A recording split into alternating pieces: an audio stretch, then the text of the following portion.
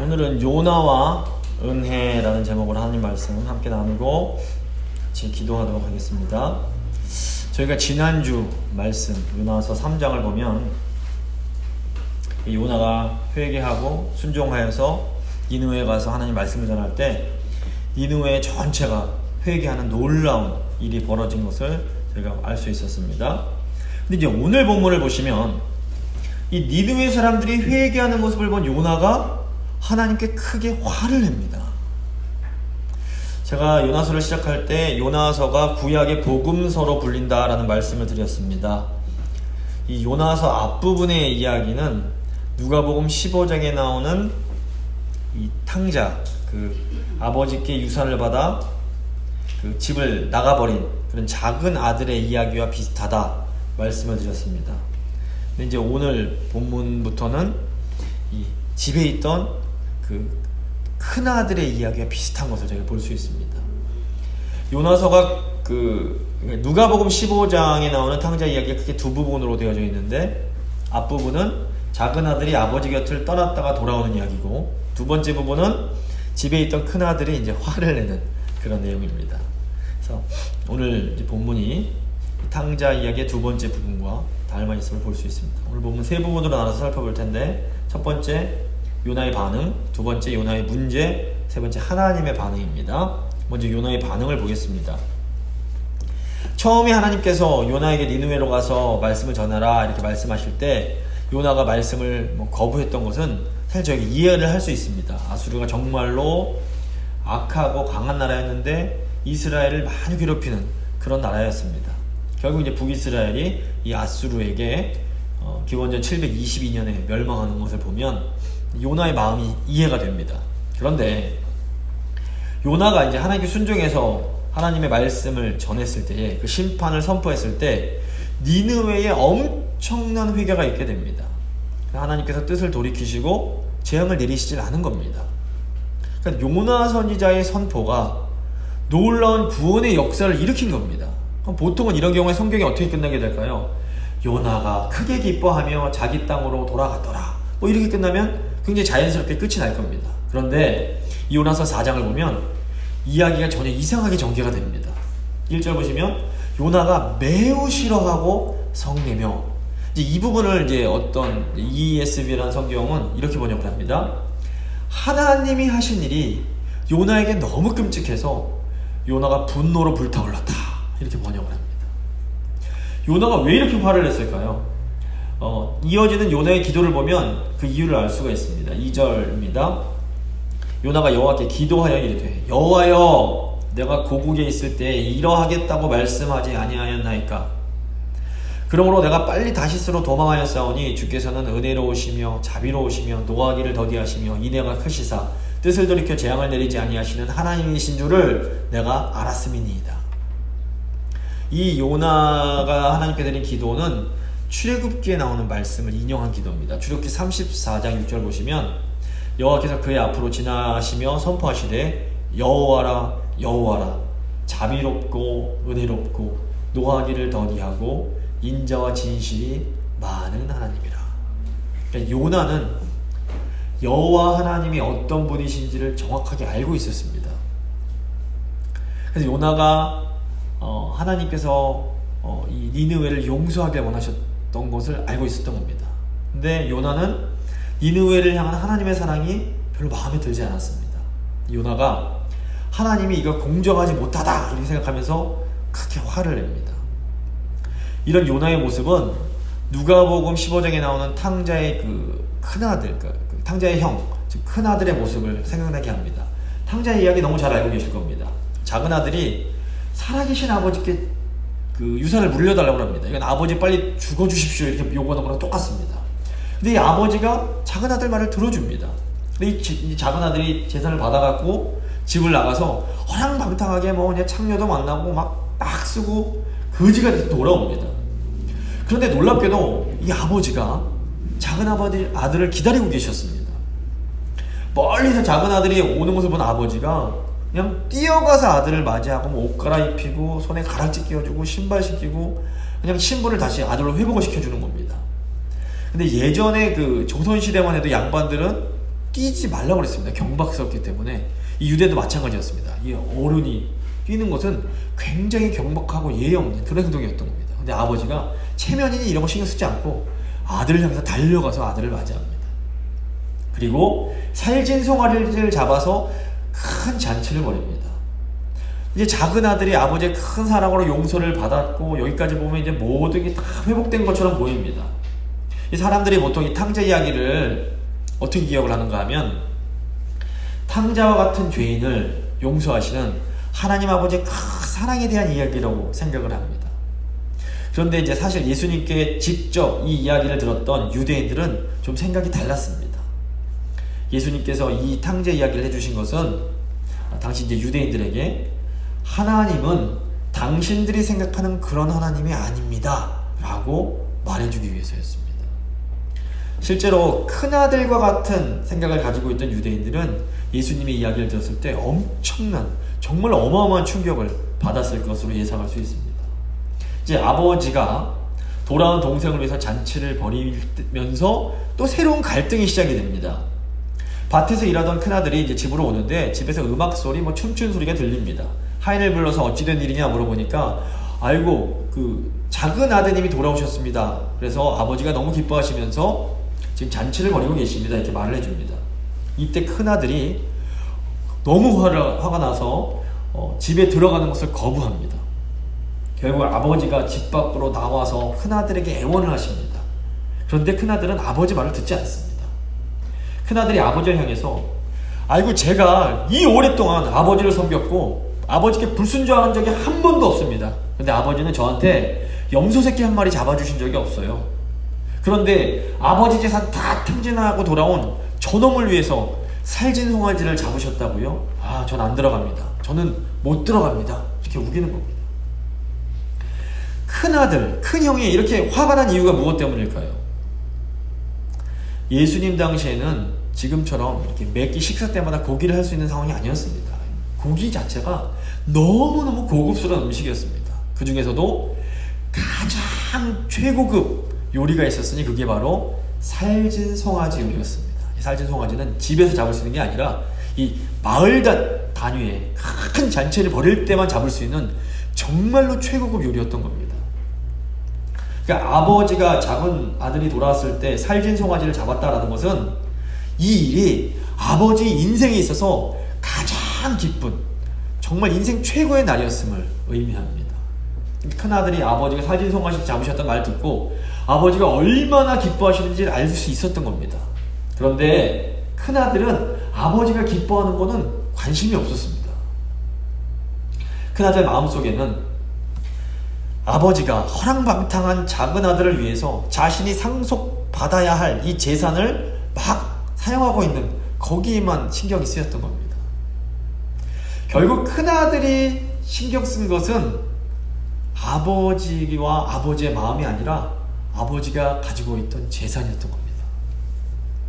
아버지가 큰아들을 향해서, 얘야 너는 항상 나와 함께 있으니 내 것이 다 너의 것이 아니냐 이렇게 말씀을 하십니다. 실제로 큰아들은 이 아버지의 재산을 상속받는 유일한 그런 상속자였습니다.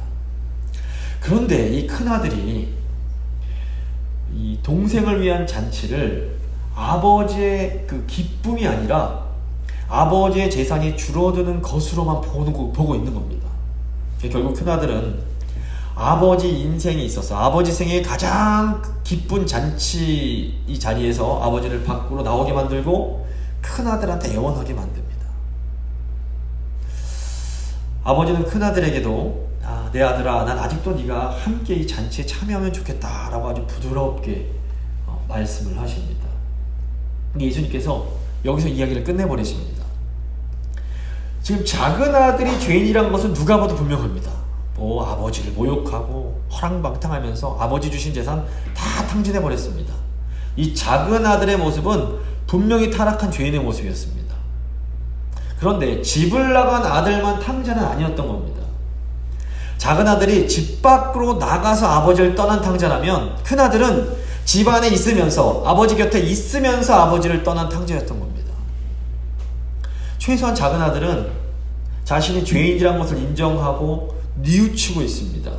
하지만 큰아들은 저는요 평생에 아버지께 불순종한 적이 없어요. 그런데 이게 뭡니까? 전 너무 억울합니다 하면서 아버지께 화를 내고 있습니다. 네, 하나님께 화를 내는 이 요나 선지자의 태도가 바로 이 큰아들의 태도와 너무나 닮아 있습니다. 작은 아들이 아버지 곁을 떠나게 만든 것은 세상의 정욕이었습니다. 하지만 큰아들이 아버지를 떠나게 만든 것은 자신이 남들보다 더 선하고 남들보다 더 거룩하고 남들보다 하나님 말씀 더 순종 잘했다는 의로이라는 교만이었습니다. 결론적으로는 작은 아들이나 큰 아들이나 모두 다 아버지로부터 떨어져 있던 탕자들이었던 겁니다. 오늘날 자기 멋대로 살아가는 이 세상 사람들 또는 이렇게 자유를 즐기면서 쾌락을 즐기고 싶어하는 젊은 사람들은 어떻게 보면 작은 아들처럼 보일 수 있습니다. 하지만 오늘날 교회 안에는 큰아들처럼 겉으로는 순종하면서도 사실은 아버지 마음을 잘 헤아리지 못하는 그런 큰아들과 같은 교인들이 굉장히 많이 있습니다. 하나님 말씀에 순종하려고 애를 쓰고 교회도 열심히 다니고 기도도 열심히 하고 예수님을 열심히 섬깁니다. 그러면서 마음속으로는 내가 이렇게 열심히 주님을 위해서 살았으니까 자기 욕심대로 지 멋대로 살아가는 죄인들과는 내가 더 의롭지, 이런 생각을 할 수가 있는 겁니다. 만약에 우리가 아주 조금이라도 내가 남들보다 더 낫다 이런 생각을 하고 계시다면 우리는 탕자 이야기 속에 나오는 큰아들과 같고 오늘 말씀에 나오는 요나와 같은 사람들인 겁니다. 두 번째, 요나의 문제를 한번 생각해 보겠습니다. 3절입니다. 여호와여 원하건대 이제 내 생명을 거두어 가소서. 사는 것보다 죽는 것이 내게 나음이니이다. 요나가 하나님께 버럭버럭 내면서 차라리 죽여달라고, 차라리 죽는 게 낫다고 이렇게 말을 합니다. 이 요나의 모습은 요나에게 이렇게 심각한 영적인 문제가 있다는 것을 우리에게 보여줍니다. 우리가 무엇에 가장 화를 내는지를 보면 내가 뭐를 가장 소중하게 여기는지를 알 수가 있습니다. 요나가 지금 죽고 싶을 만큼 속이 상하고 화가 난 것은 요나가 가장 소중하게 생각하는 것이 지금 위협을 받았기 때문입니다. 근데 이제 중요한 것은 뭐냐면 요나가 하나님을 향해서 이렇게 화를 내는 것을 보면 요나가 가장 소중하게 생각하는 것이 하나님의 마음은 아니었던 겁니다. 요나는 분명히 믿음이 있던 사람입니다. 요나는 하나님 말씀을 전한 훌륭한 선지자였습니다. 또 요나는 하나님을 나의 하나님 이렇게 부를 만큼 하나님과 친밀한 인격적인 교제를 경험했던 사람입니다. 그럼에도 지금 요나에게는 하나님보다 더 소중하게 여기고 더 아끼는 것이 있습니다. 요나에게 가장 소중한 것이 무엇이었을까요? 요나에게는 자신의 조국 이스라엘이 하나님보다도 더 소중했습니다. 그래서 하나님께서 이 자기의 조국 이스라엘을 위협하는 이 아수르의 수도 니느웨의 자비를 베푸실 때 하나님께 이렇게 무섭게 화를 내고 있는 겁니다. 사실 하나님의 보냄을 받은 선교사로서 요나는 자신이 말씀 전했는데 그 사람들이 회개를 하는 걸 보면 굉장히 기뻐했어야 됩니다. 이 하나님에 대한 믿음이 하루아침에 이루어지는 게 아닙니다. 요나는 이제 니느웨 사람들이 회개를 시작하고 하나님 은혜의 첫 발을 내딛었기 때문에 이제 이 사람들이 여호와 하나님이 어떤 분이신지 알 수 있도록 도와주고 그 하나님 앞으로 온전히 돌아올 수 있도록 도와줬어야 되는 겁니다. 근데 요나는 지금 이 니느웨 사람들이 하나님 앞에 나아가는 것에 대해서 분노하고 있습니다. 그리고 요나가 이제 5절을 보시면 혹시라도 하나님께서 니느웨를 심판하지 않으실까 보기 위해서 니느웨 성 밖으로 나가서 가만히 이제 니느웨가 어떻게 되는지 지켜보게 됩니다. 탕자의 형이 아버지의 그 기쁜 잔치에 참여하지 않고 집 밖에 머물면서 집 안으로 들어가기를 거부하는 이 모습과 요나의 모습이 굉장히 비슷합니다. 이 요나와 탕자 이야기에 나오는 큰아들과 공통점이 무엇입니까? 그들은 하나님 아버지와 가까웠고 하나님이 어떤 분이신지도 잘 알면서도 하나님보다 다른 것을 더 소중하게 생각했다라는 겁니다. 이렇게 하나님보다 다른 것을 더 소중하게 여길 때 그것이 아무리 좋은 것일지라도 그것은 아주 위험한 우상으로 변하게 됩니다. 큰아들이 아버지 곁에 머물면서 아버지 말씀에 순종한 일은 아주 좋은 일입니다. 잘한 일입니다. 하지만 큰아들이 아버지보다 아버지가 주실 그 재산, 아버지가 가지고 계신 것을 더 사랑하기 시작했을 때 그것이 우상으로 변하면서 잃어버린 동생을 향한 아버지의 사랑에 분노하게 만듭니다. 요나가 자기의 고국 이스라엘을 사랑하는 것은 굉장히 좋은 일입니다. 하지만 이스라엘에 대한 요나의 사랑이 하나님의 사랑보다 커지면서 문제가 생깁니다. 만약에 요나에게 너 이스라엘이 안전하게 된 것과 하나님께 충성하는 것 둘 중에 하나 골라라. 그럼 요나는 아마도 하나님을 밀어내고 이스라엘의 안전을 택했을 겁니다. 이것은 단순히 조국에 대한 사랑이 아닙니다. 이것은 애국심을 넘어서는 우상숭배의 모습입니다. 예수님 당시 바리새인들은 하나님이 주신 율법을 사랑했습니다. 이거 좋은 일입니다. 율법 사랑하고 율법 지키기 위해 애쓰는 것 아름다운 일입니다. 하지만 율법을 지킴으로 의롭게 된다라는 이 생각이 하나님보다 더 소중해질 때 이 율법에 대한 사랑이 끔찍한 우상숭배로 변해버리게 됩니다. 결국 세상에서 가장 율법을 잘 지킨다던 이 바리새인들이 하나님이신 예수 그리스도를 십자가에 못 박아 죽이는 끔찍한 죄를 짓게 되는 겁니다. 요나는 인간적으로 볼 때 못된 사람도 아니고 나쁜 사람도 더더군다 아니었습니다. 요나의 문제는 하나님의 나라인 이스라엘을 하나님보다 더 많이 사랑하는 겁니다.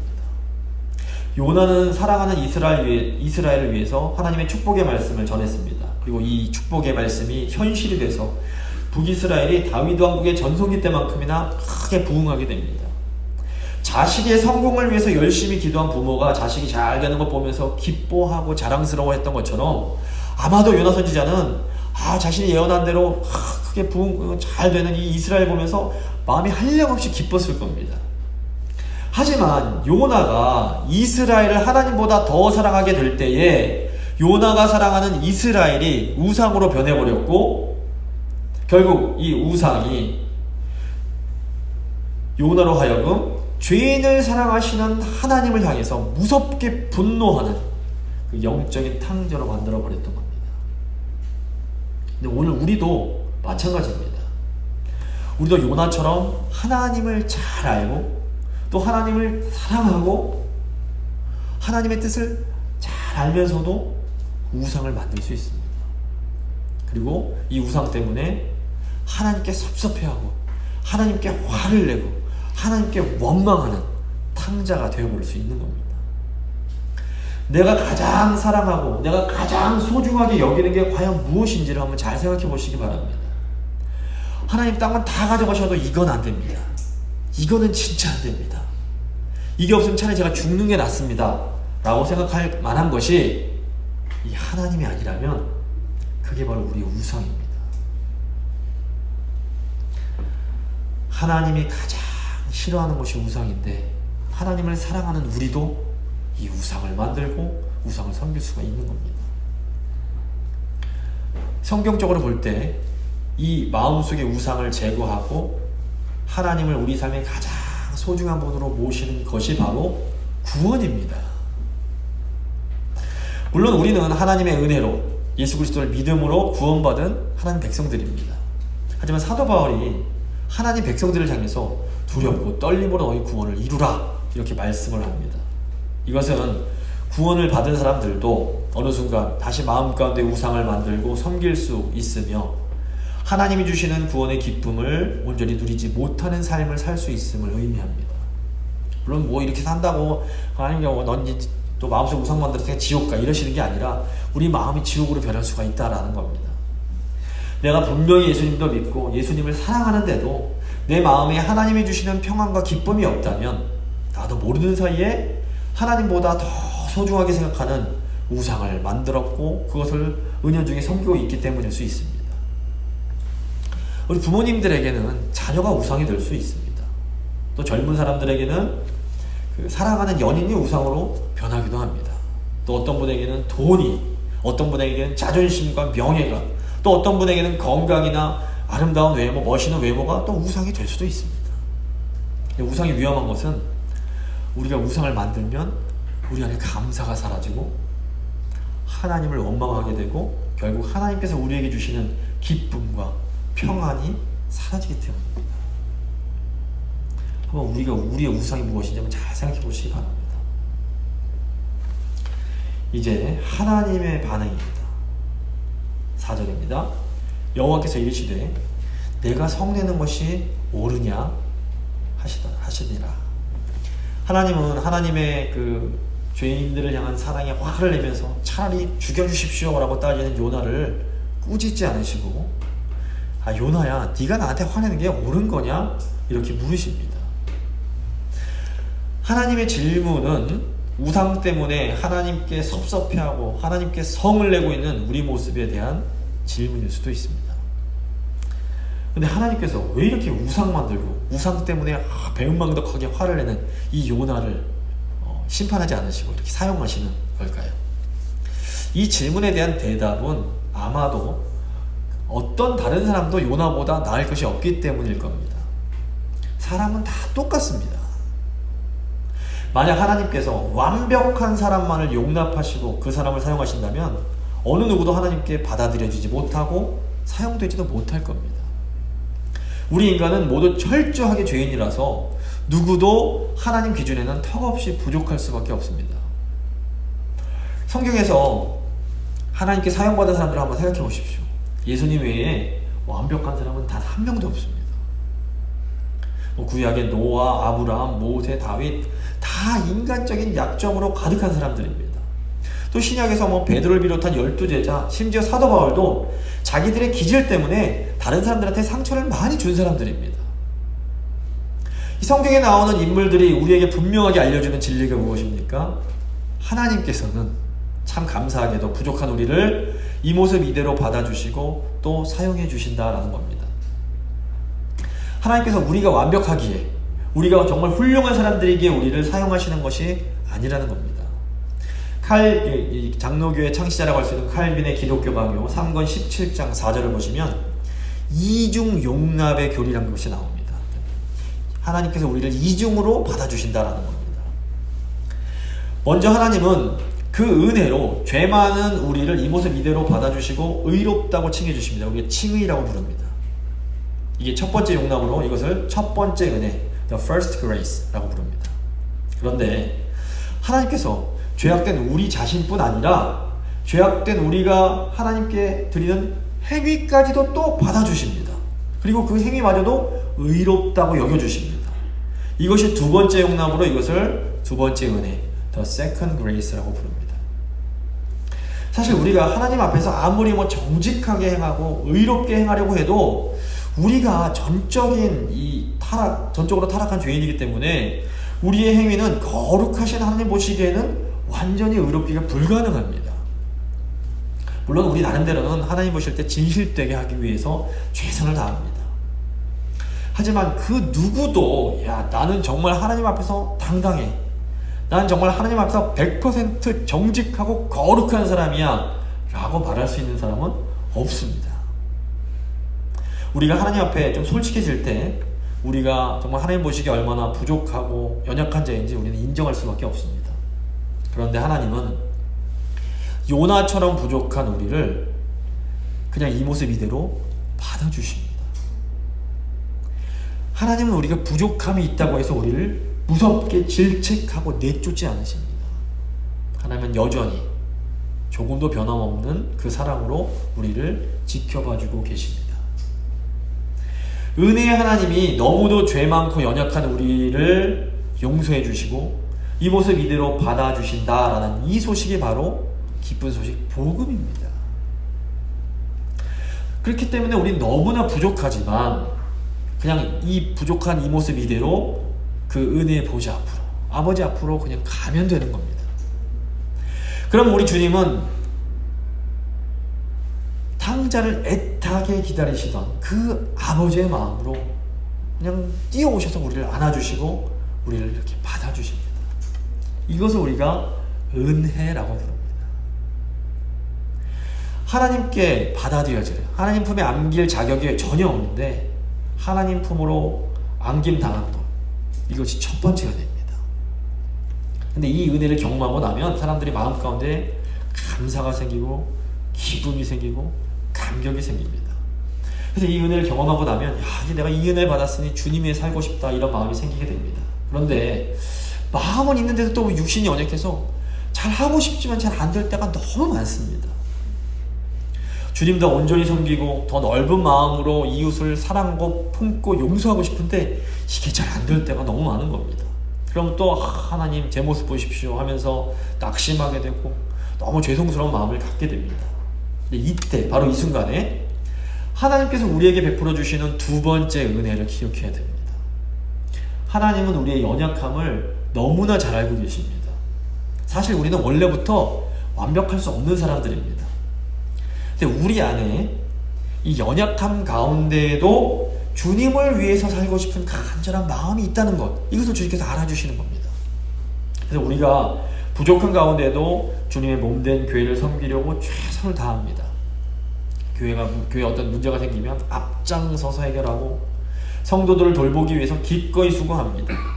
주일이면 예배를 드리기 위해서 멀리서 차를 몰고 오시기도 하고, 또 성도들이 드실 음식을 알뜰하게 챙기기도 하고, 정성하고 성가대 연습하고 다음 세대를 위해서 마음을 쓰고 헌금을 드리고, 또 성실하게 회계 장부를 관리하고, 이런 많은 일들을 합니다. 또 용납하기 힘든 상황을 용납하기 위해서 애를 쓰고, 사랑하기 힘든 사람들을 사랑하기 위해서 애를 쓰는 겁니다. 완벽하지 못해도 최선을 다해보는 겁니다. 근데 하나님께서 우리의 이 마음의 중심을 아시고 우리의 작고 부족한 섬김을 의롭다, 깨끗하다, 완벽하다 하시면서 받아주시는 겁니다. 우리의 행위가 완전해서 받아주시는 것이 아니라 부족하지만 우리의 마음, 하나님 사랑하는 마음을 보시고 우리의 행위까지도 받아주시는 겁니다. 이것이 바로 하나님이 우리에게 베풀어 주시는 두 번째 은혜입니다. 우리의 부족한 섬김까지도 완전한 섬김으로 기쁘게 받아주시는 것입니다. 결국 하나님은 그래서 처음부터 끝까지 하나님의 은혜로만 살아갈 수 있는 겁니다. 말씀을 마무리 짓도록 하겠습니다. 집 밖으로 뛰쳐나간 아들이나 집 안에 있던 아들이나 아버지가 보시기에는 다 똑같은 탕자들이었습니다. 하지만 하나님은 이 두 아들 모두를 다 너무나 사랑하십니다. 하나님은 두 탕자와 같은 우리를 너무나 사랑하셔서 독생자를 우리에게 보내주셨습니다.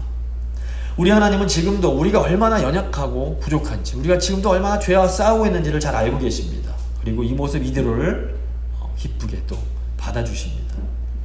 그렇기 때문에 우리는 주님을 그냥 사랑하는 마음으로 주님 앞으로 그 은혜의 보좌로 담대하게 나아가면 됩니다. 그럼 주님께서는 우리를 안아주시며 얘야 내가 너를 너무 사랑한다 이렇게 말씀해 주십니다. 이 주님 품에 늘 안기셔서 주님이 주시는 평안과 기쁨을 늘 누리며 살아가는 복된 성도님들 되실 수 있기를 간절히 소망합니다.